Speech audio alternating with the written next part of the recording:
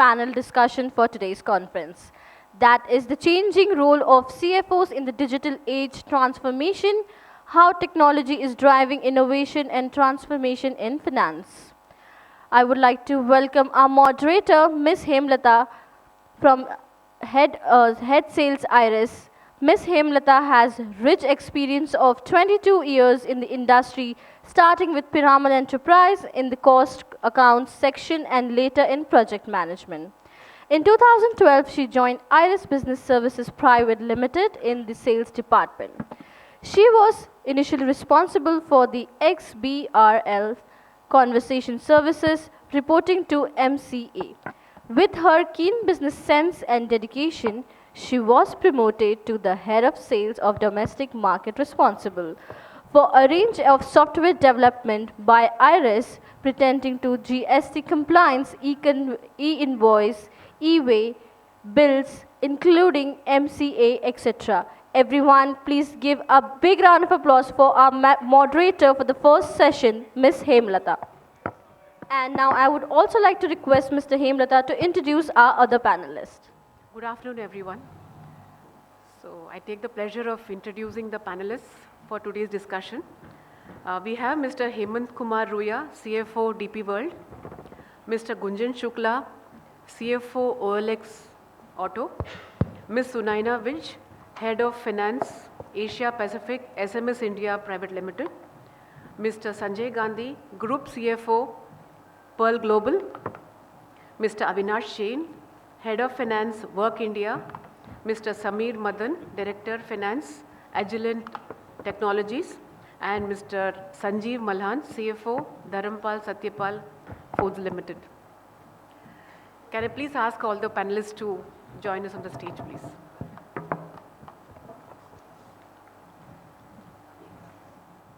So the Chief Financial Officer of a company is typically responsible for managing the financial affairs, providing strategic decisions for financial planning, also would be responsible for investor relations, treasury management, etc. So this role has actually, you can say, has come a long way. It's got transcendent. And the 21st century CFOs whom we have in our panel now, they are also responsible for mergers, acquisitions, restructuring, ensuring the growth of the company, increasing the profitability, etc. They need to have experience in global finance, in management information system, human resources, etc. And as Mr. Hemant was saying in the first session, also needs to have information about ESG, CSR, etc. So we have with us CFOs who have experience in this industry and who will be sharing with us their valuable knowledge. So the first question is to Ms. Sunaina, how has the role of CFOs evolved with the advent of digital transformation in the finance industry? Yeah, so Hemalatha, you're absolutely right.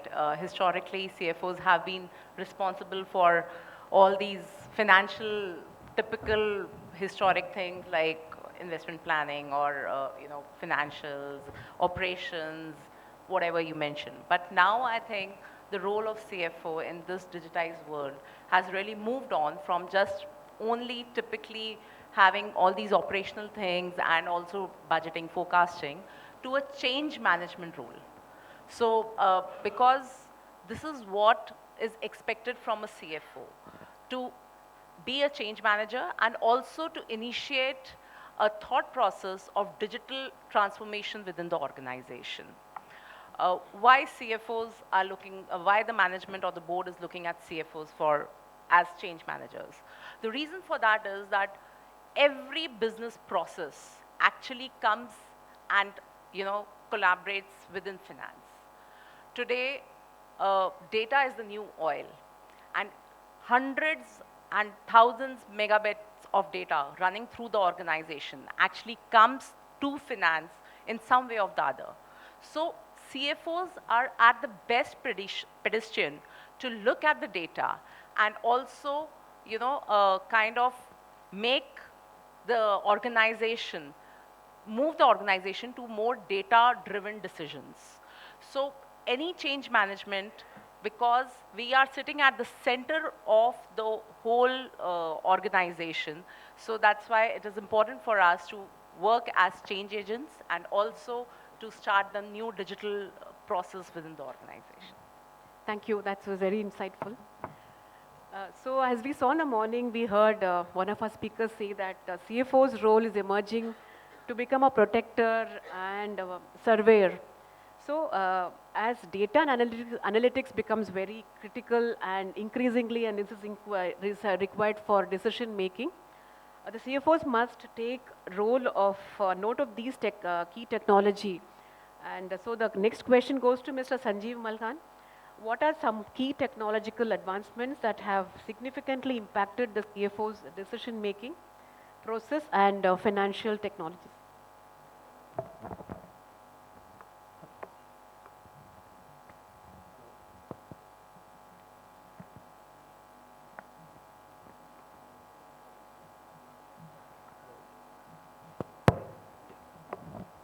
So thank you. For CFO, I think if you look at the area of advancement, there are many. It's like ocean. I mean, you can choose one, you can choose many, you can fit available solution to your need, or maybe you can build your requirement and your solution according to your requirement and need. So first of all, there is a big factor which is important for all being us in finance community is the mindset to change. Because we, till the time, not mentally aligned that the future is the technology. Future of finance, it's somewhere evolving with the technology. Because you have seen lot many areas in which automation has done, like legal portal, tax portal, and many more which has come, CTD and all, which you have seen here. But the point here is what technology will suit your solution is more important. Maybe for your organization, working capital management is the key and the need. Maybe you are handling big multi-crore projects where working capital is the biggest oil, and you cannot live a day having this oxygen miss in entire channel of yours. So what you need, your solution is the key for that particular area, and how to build that, then you have to look at 3-4 factors. One factor is maybe your vendor management. Second part is your customer management, your cash management, bank management, investment management. So there are various. I mean, we were doing it in past with human techniques, with manual techniques. But now when the organization are complex, then we need to build the new technologies which is more suitable. Examples are many, I already shared. I mean, you can choose any which is suitable, and you in fact need not to be expert to choosing that, but you can at least clearly define your requirement and need, and people will hear or people will available to select the solutions. Thank you. Yeah, thank you, Mr. Sanjeev. So the next, Mr. Samir Madan, in what ways has technology-driven innovation transformed financial reporting and analysis for CFOs? Sure.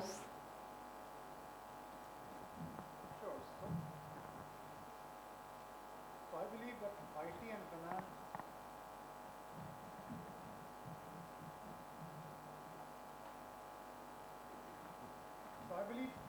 finance are two sides of the same coin. You cannot have a company which is not an IT company. Even if you're a paint company, even if you're a manufacturing company, basically it's your duty to kind of mine the data which is throwing up. Data is the new oil, everybody's talked about it.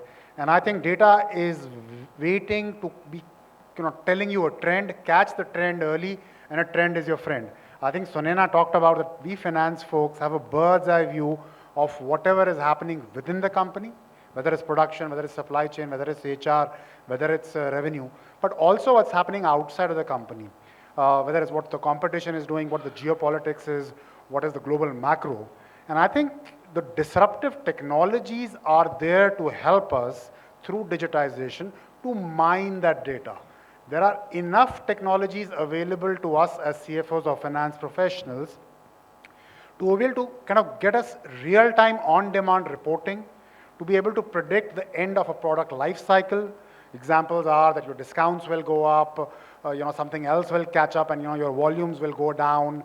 There's so much stuff which is available to be able to kind of help you take those decisions, all emanating from your ERP or other subsidiary applications which you may have.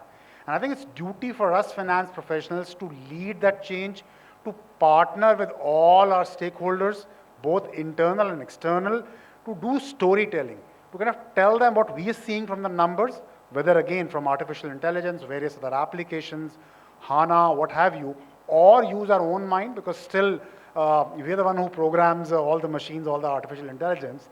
But it's our duty to use whatever technology is available to catch the trend, to be able to predict what is going to happen in the future. The key is to be able to predict what's going to happen in the future.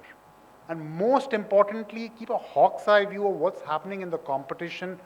You know, the average age of a S&P 500 company is now only 18 years. You know, earlier one of the speakers spoke about it. Various companies have come and gone. You know, the best example I give is Jet Airways. It was a fabulous airline. Everybody's flown Jet Airways. It went down. Why did it go down? Because the data was telling you it's not being managed well. They were flying an Airbus, a Boeing, as well as the ATR-22 aircraft. The number of employees per plane or per aircraft they had was 3.2 times that of Indigo. How will you survive? So various things are available in the data which you have. Try and catch the trend through the systems. Thank you, Mr. Samir. So today's CFO actually have to work with their technology as well as their risk teams, understand what is the requirement of the organization, also find out who is the best person or the partner who would do the integration with their systems. So Mr. Gunjan, how can CFOs leverage emerging technologies like AI, machine learning, and blockchain to streamline financial operations and enhance efficiency? Yeah, thanks for the question. And I'm going to keep it more focused on finance function because there is a lot the CFOs, as somebody said, CFOs are the champions of value creation, so they need to work with technology partners, and it's a wholesome business value creation that you want to do with technology. But keeping it focused on finance function, I think there are two aspects of what technologies drive, right, for finance. One is efficiency, second is efficacy. And so far, predominantly what I've seen, usage of technology in finance has been to drive more of efficiency. So whether, you know, folks talked about RPA or leveraging AI technologies for invoice processing, payment reconciliations, whether it's risk management also. I'm in used car industry. We use a lot of AI actually to detect frauds in LATAM and Asian markets as well. A lot of risk management also becomes more efficient with AI. I think what you will also see, and people alluded to it more and more, would be seeing the efficacy of finance function being improved by technology. So what do I mean by that is, you know, I think Hemant said it in the session in the morning, we are asked to predict the future. And I think that's where, if you think about AI, what it's going to help us do is help predict or build those scenarios, the if then what scenarios for business, and based on that provide better decision making, right? I'm pretty sure a lot of you, when you do budgeting and forecasting, do scenarios, do simulations. I mean, we use, for example, Anaplan, which as a tool provides you good simulation capabilities, but I think we are still limited in a way to say, how do we combine the external and internal variables, create actually new data patterns, and based on that simulate how the business can respond to certain scenarios. Like the current macroeconomic situation, nobody has seen that before. So how could you actually build more confidence in the organization to be able to adapt to those kind of scenarios and to counter those kind of situations? I think that's what AI hopefully will further you know, help the finance functions also. Yeah, absolutely. Yeah, thank you, Mr. Gunjan. So in the fast-paced business environment, there is requirement for real-time data to take decisions, quick decisions, real-time or at least near to real-time data. So, Mr. Avinash, how has data analytics played a critical role in empowering CFOs to make data-driven financial decisions and forecasts? Thanks for the question. See, roughly about 5 exabytes of data was created from the dawn of civilization till 2003, and that much of data is now being created, almost in every single day. That's the kind of data which is being created, processed, and any company, any organization which can effectively utilize that data, process it, can actually understand the needs, the patterns, the behaviors of the customers, and stay relevant to them and grow in a sustainable manner. CFOs also have, revolutionized the way they work with the data analytics and in helping identifying the trends, the seasonalities, the patterns, the behaviors of the customers, the correlations between different factors, and being able to predict. Some of the examples are helping in informed decision making. So by looking at financial, non-financial and operational data, a CFO can help understand, the upsides and downsides in the business and the impact a particular decision will have on the P&L, which will help in taking the right decision for the organization, in doing the right capital allocation and risk management. The second is enhanced forecasting, both for short-term forecasting and for long-term plans. Data analytics help the CFOs in finding the right, in predicting the future using the predictive technologies. For example, let's say if there is a expected seasonal downtick, a CFO can take a tactical decision to, scale down the clouds or server cost or some of the discretionary spend like marketing. And third thing is risk management. Any business, the biggest risk is not taking the risk itself. And the even bigger risk is not knowing what risk to take and what risk to not take, right? And data analytics helps in identifying what is the right risk that the business can take with the mitigation levers that are in place, and this can help the business grow in a sustainable way. And the fourth thing I believe is essentially the real-time data analytics. For example, especially, and this is more relevant for e-commerce startups, which we are seeing in these days, which are essentially catering to consumers at large. Any pricing changes or product changes that they do, what impact does it have on customer? How the users are responding to it? What are the patterns and behaviors? And how we can, immediately change our pricing, product changes in response to the consumer behaviors. This is, identified through data by looking at it at real time and responding to the consumer behaviors. So I think these are the ways data analytics definitely can help the CFO in staying relevant, for the organization. Yeah, thanks, Mr. Avinash. That's quite useful. So previously, the finance function used to involve a lot of manual activities at the month end. It used to be like all the cash flows, inventories, etc., etc. With the automation and technology in place, the time the finance team is able to give this time for productive activities. So, Mr. Gunjan, as technology provides real-time financial insights, how does this affect the CFO's ability to respond to dynamic market conditions and make agile financial decisions? Yeah, I think everybody says real-time data and everybody wants real-time decisions. That's the reality of the word today. Well, I break decision making in two parts, right? So one is the operational decision making, decisions that we need to make with our business partners day to day, and second is the strategic decision making. So I think the first part is now, as we all know, I think in most of your organizations as well, the data is readily available. So it's less about like how do you make that data available and the analytics available for your business partners. But one is how do you actually instill insights from that and knowledge. So what does it even mean for your business partners, right? If your KPI is going down or up.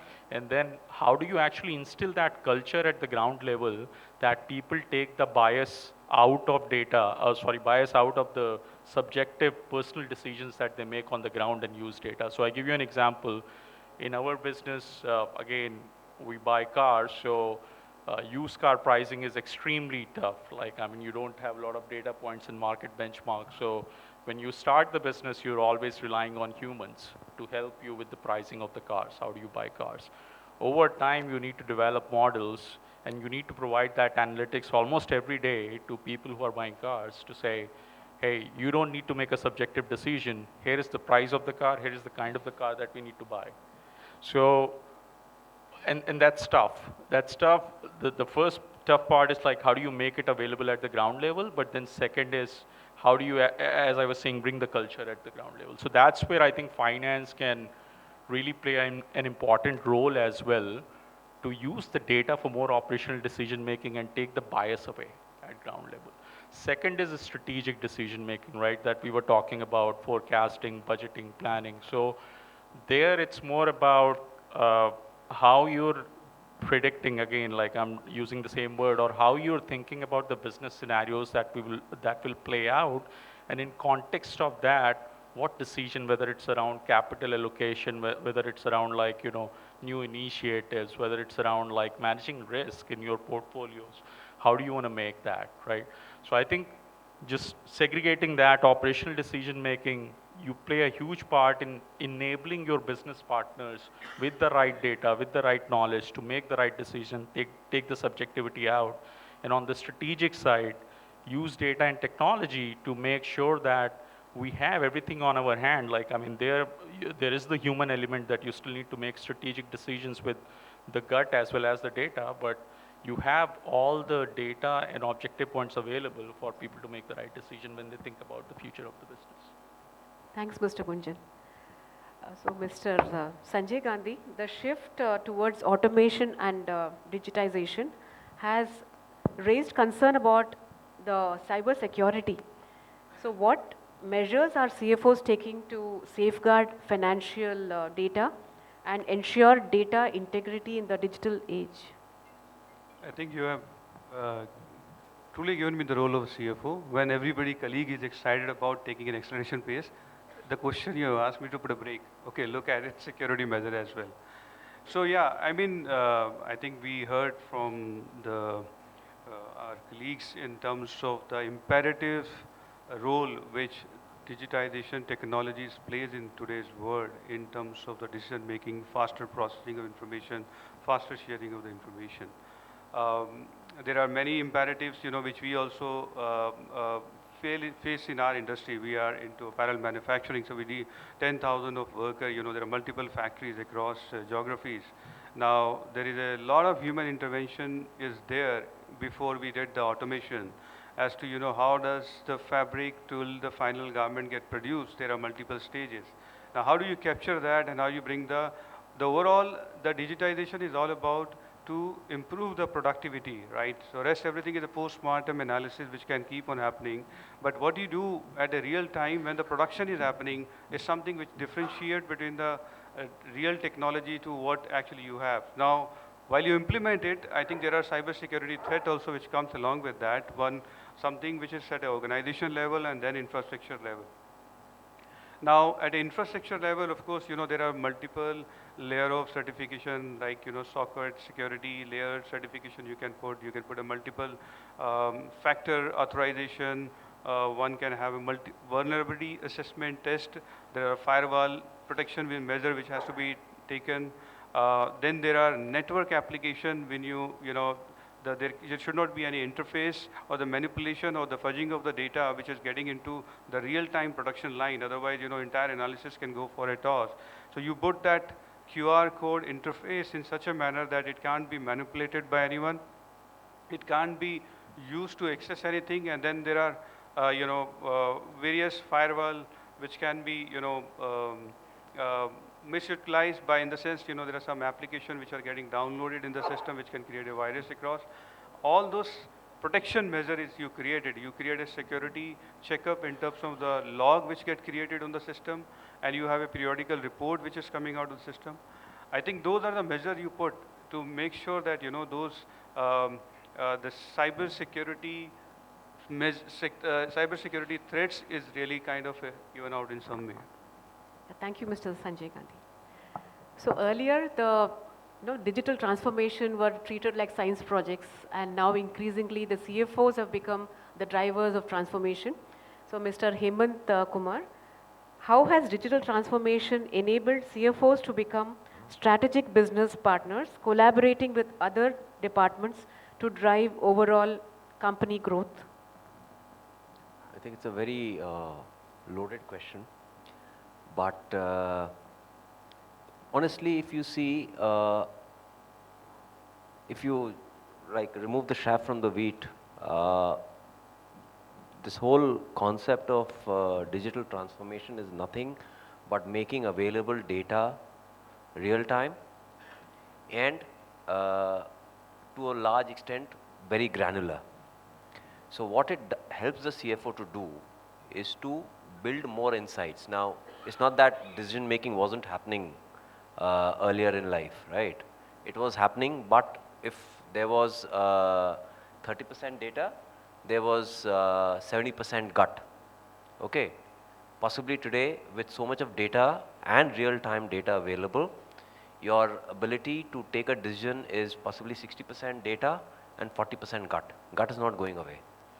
But what it definitely helps the CFO to do is to make that transition from 30% data to 60% data and collaborate with the other functions, because he has to drive profitable growth.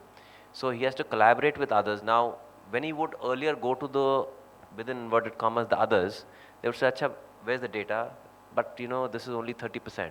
Today, when you're showing him a 60% data, your ability to collaborate with the person, convince the person, and come out with a decision which is good for the growth of the company is so much easier and faster. Hence, that data is definitely helping you to collaborate, convince, and take a faster decision as opposed to possibly some many moons ago. Yeah, thank you, Mr. Hemant. So this digital transformation is no longer a preserve of the CIOs. The CFO and the finance team have a vital role to play in the efficiency and growth of the company.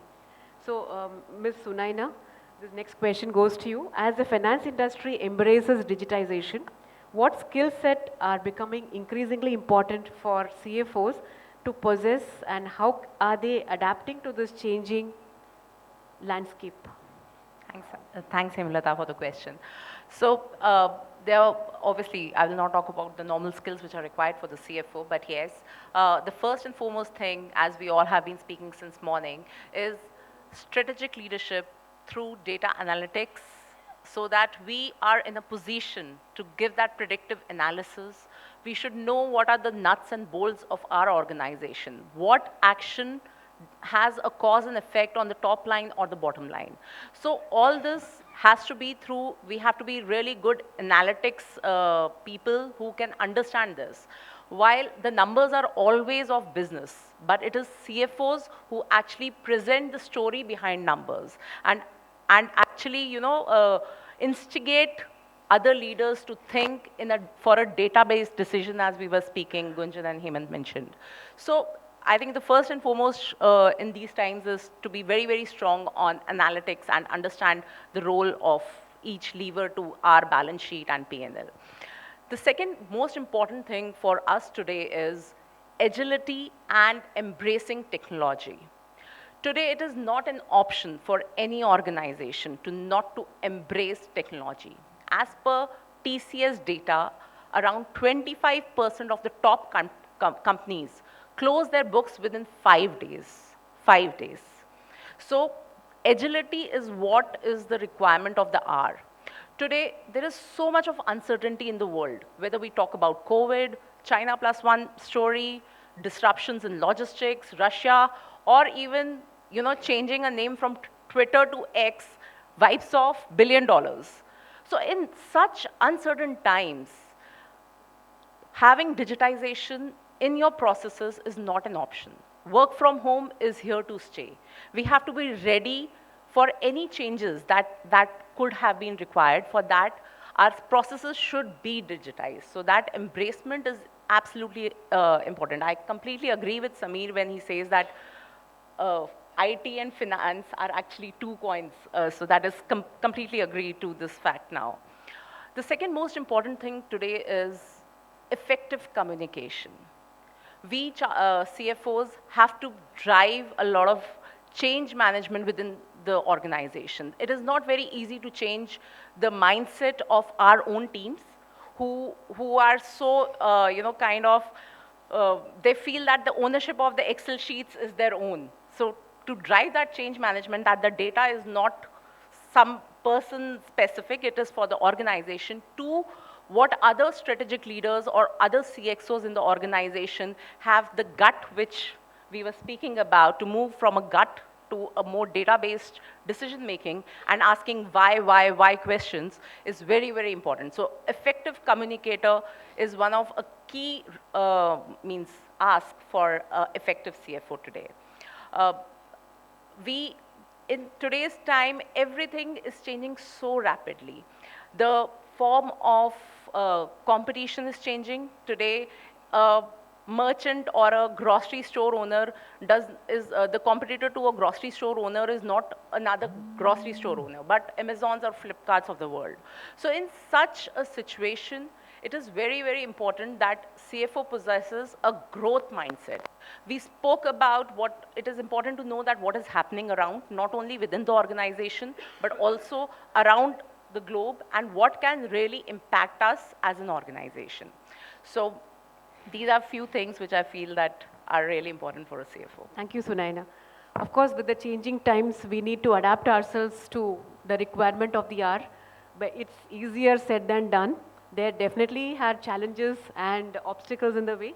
So Mr. Sanjeev, Malhan, so what are some of the obstacles and barriers that CFOs face in adopting new technologies, and how can these challenges be overcome?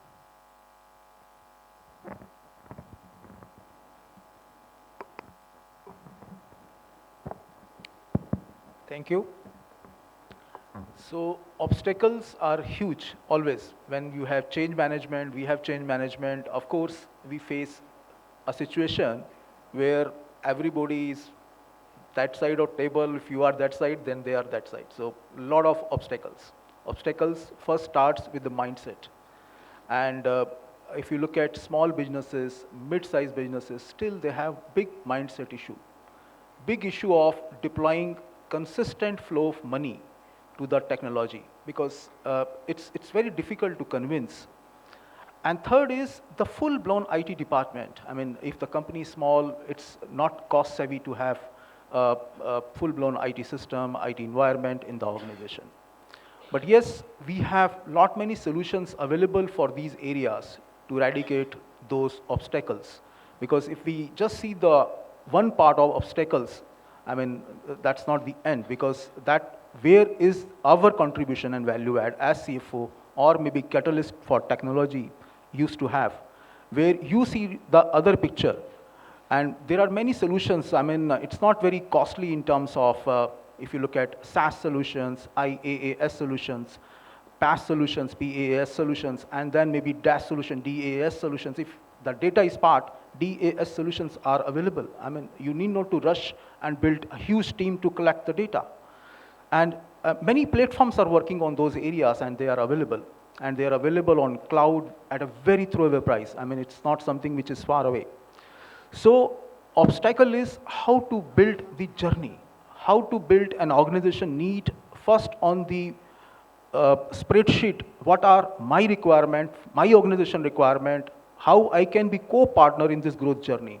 Many panelists already said many things, communication, co-partnering, business partnering, and all those stuff. I'm not going to repeat here, but yes, let's have the journey properly defined, designed, and obstacle has to be addressed. All obstacles are addressable, and many organizations are the organization which has grown leaps and bounds in last 5 to 10 years. They use COVID time as the time of opportunity. Paytm example in front of all of us, where you can have all your currency requirement go to negligible. I mean, today, if you ask me, government has not have the coin issued for last so many months and years, because that need is almost gone.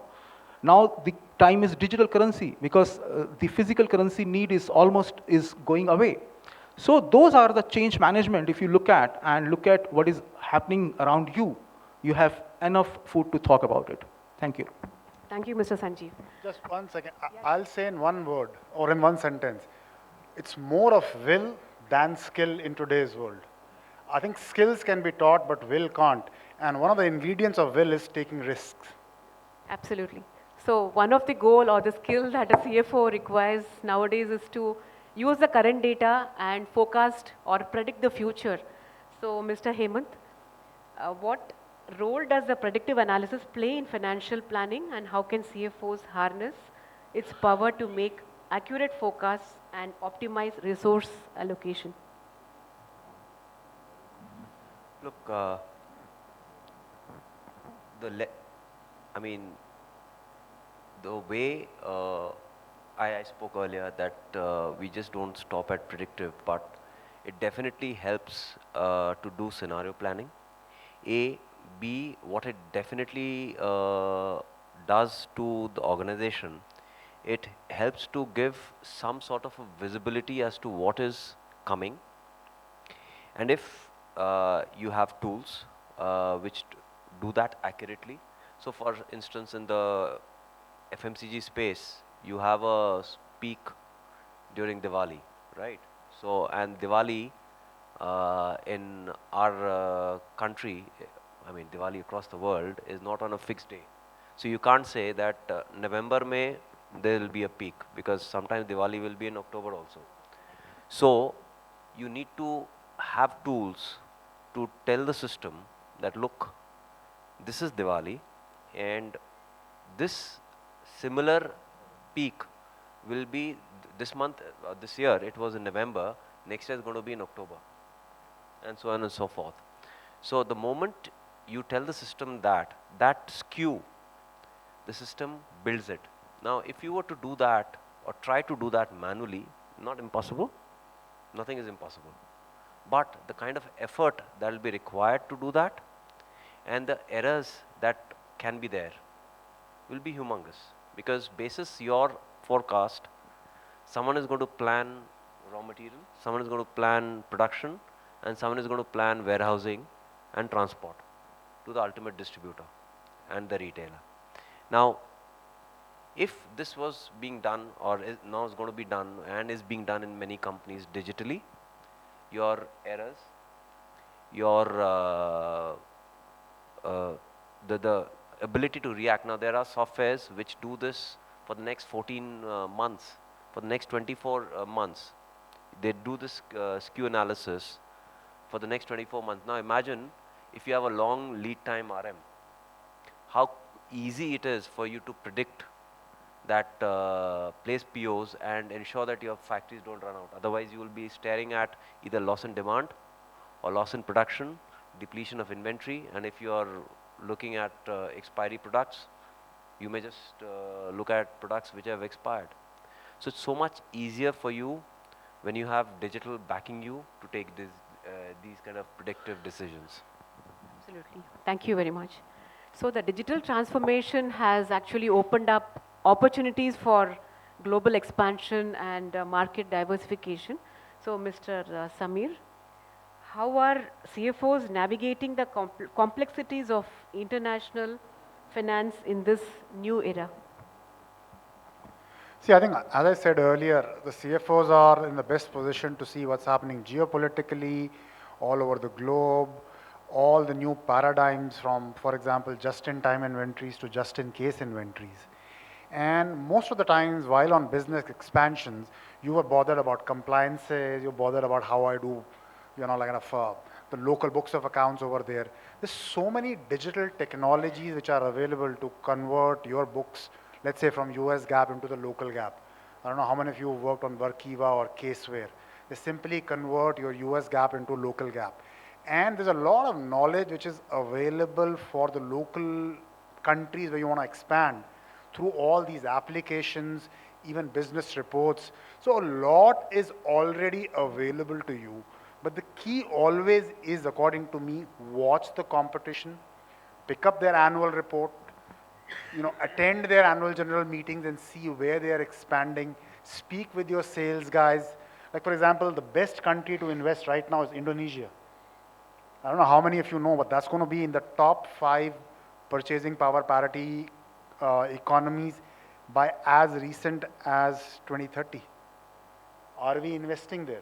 So there is so much of data available both at a macro level and at a micro level. Be in touch with your sales guys. And I think as an advice to all finance people, spend more time with non-finance people in your office than with finance people. That's something which I do. I get a lot of knowledge as to what's happening all around. Speak with your distributors as to where they see the trending is happening. And don't bother too much about compliances. How do I kind of make sure I can, kind of file all my returns, various other aspects which normally bog you down. Start with the distributor route, but be available to kind of leverage technology. There are so many startups which give you complete end-to-end solutions to comply over there. See where the product can sell. Be in business. Top line is where you exist. And chances are the West is almost done with now. You can't kind of expand too much. Even if you were to look at the top 7 companies in the Fortune 100, most of their revenue is coming from China. I work for a company called Agilent Technology. It's a life sciences and a biotechnology company. 38% of our revenue comes from Asia Pacific. 38%. And people think that Asia Pacific is backward. So enough is available. Make sure that you are there in the geography where you're present. Otherwise, somebody's going to eat your business away. Sure. Thank you, Mr. Samir. So one of the function, of course, the core function of a CFO is the finance role, basically. So nowadays, the CEOs and the board want the CFOs to partner with them and in shaping the company's future and its strategy. So Mr. Avinash, as CFOs become more involved in guiding business strategy, how are they aligning financial goals with broader company objectives and values?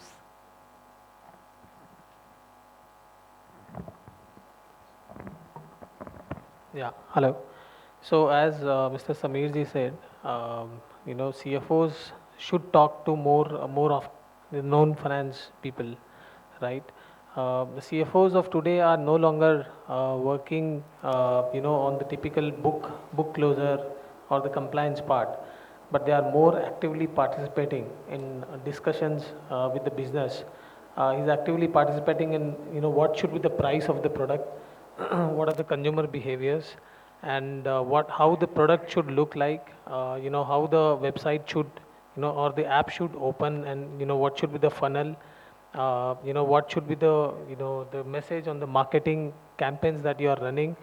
He's actively participating in all these discussions, which will help business grow revenue, grow top line, rather than just doing the, the compliance and bookkeeping or book closure work, right?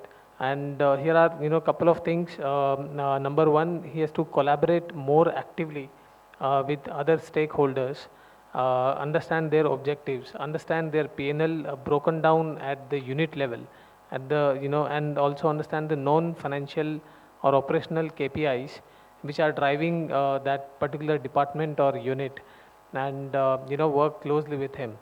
Number two is basically, decide the goals or the targets for the different stakeholders as part of your budgeting or planning process, and measure their KPIs effectively through the reporting process, and hold them accountable for their targets. In the process, the financial goals are also defined, which are in line with the overall company objectives, overall company targets, the mission which the company has. Right. Third thing is tracking non-financial KPIs, not only the financial KPIs, but all the operational parameters, like what is my monthly active users, what is my MAU, DAO, what is my, the branding report, how is it performing, what is my customer NPS, employer NPS, what are the NPS scores which are going. Tracking all these metrics is also important for a CFO to bring a comprehensive and holistic view to the management. And because CFO has access, to the P&L at the lowest level, at the same time he has access to the targets and the objectives of that department, and all these metrics and data. And he can bring a comprehensive view rather than, the business guy who's only, presenting, let's say, the rosy side. of a particular project, right? And the fourth thing is communicating in context. A CFO should communicate in context all the reports which is presenting in context of the broader company mission, company goals and the objectives, which will well align, with all the stakeholders. And the fifth and last thing is building scenarios in all situations, whether it is funding aega, nahi aega, the competition, how they are going to react to my actions. If the competition reacts, then what I will do.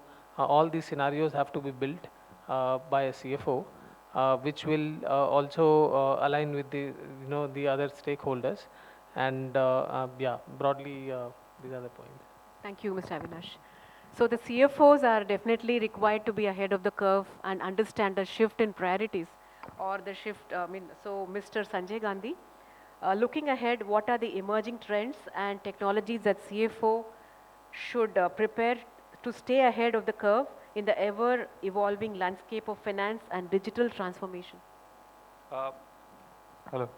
Yeah, I can give you what we are looking at in our company in terms of to stay ahead. I think the machine learning and AI is something which has become very pertinent, especially when you have a large workforce. Now, there are software which are getting designed, which is not available right now. I think it has to be customized, where, there are, let's say, there are thousands of workers who are working on a factory line, there are 20 lines. Now, how do you know which line and which particular worker is not really performing the task which is supposed to be done? Because R is a very labor intensive and the turnaround time has to be faster. Now, if machine is there to observe the behavior of the worker, it can immediately send a reminder to the plant supervisor, line supervisor, that this activity is happening. So for taking that action, I think we are trying to look at that. I think if we are able to develop that, that will be game changer for us in terms of monitoring and bringing the productivity improvement. Second is AI in terms of analytics. Let's say you have to produce this many number of pieces on a particular line. Now, how much workers are required, what skilled labor, how much unskilled, what is the quality, what is the inspection, and how much cutting should be there. These are something nitty-gritty is what, otherwise you are dependent on a human to decide. Today you may say, okay, yeah, you did 50 people, tomorrow you said 40 people. But then if you have an AI which can really tell you exactly how the allocation of the sales order should happen on the different line, that is something which can be really helpful for us in terms of. So both these two are, more on the operational side, and then goes to the investor relationship part. Also, we look at it, as to how do we fetch the data. For example, we have a buyer retailer gap, Macy Coles. What's happening at their end? Whether the inventory level is going high, can there is a red flag which is coming out of that from their quarterly result, what they're declaring, how does it tie up with our projections. So I think these are 3-4 initiatives which you have to look at it, in a holistic manner. One is internally, what is external. And then you look at compliance tool. I was looking outside, there's seems to be a very good tool where you can extract all the non-compliances or the pending assessment which are there across the tax authority, these are the tools you look at it. And by choosing the right technology partner becomes very, very important. Otherwise, you end up spending money and everything and return of investment is not there. That can be really value destructive in that way. Yeah, thank you, Thank Mr. you. Sanjay Gandhi. So the whole session was very informative and insightful. We got a lot of many new ideas, and by now you all must have realized that CFOs, apart from doing their main role of being the financial, the head of the finance team, is also responsible for many other areas and is wearing many hats and has expertise in many other functions in the organization. And a special thanks to each and every panelist who's here. And so we wind up this session. Yeah. Thank you. Thank you. Thank you all.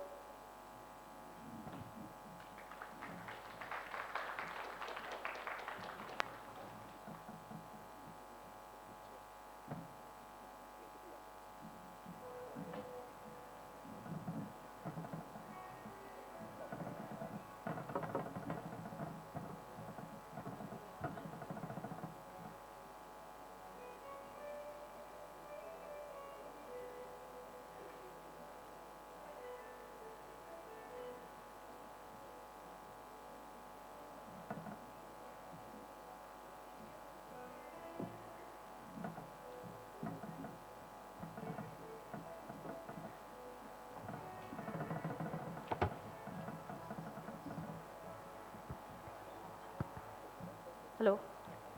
So to felicitate, I would like to call upon stage Mr. Prashant Gupta, CEO at Firmway. Everybody, can we have a big round of applause, please?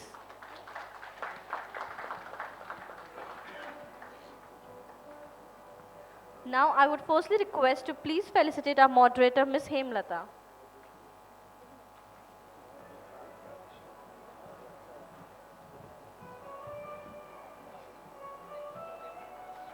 Everybody, can we have a big round of applause, please?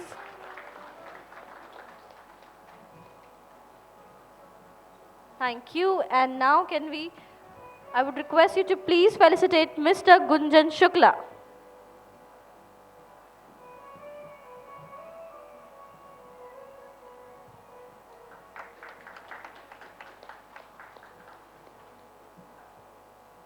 Thank you. And now I would request you to please felicitate Sunaina Widge.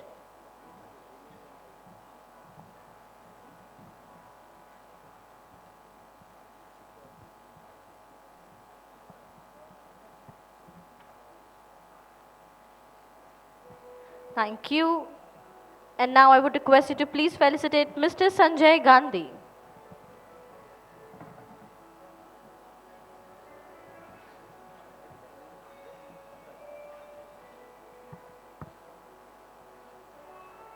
Thank you. And now I would request you to please felicitate Mr. Avinash Jain.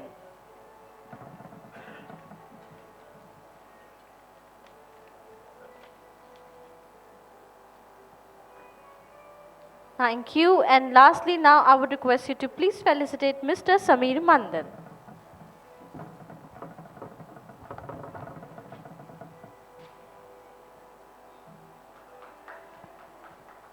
Thank you so much. Everybody, can we have a big round of applause for our panelist and moderator? Thank you so much. With this, we have come to the end of our second segment.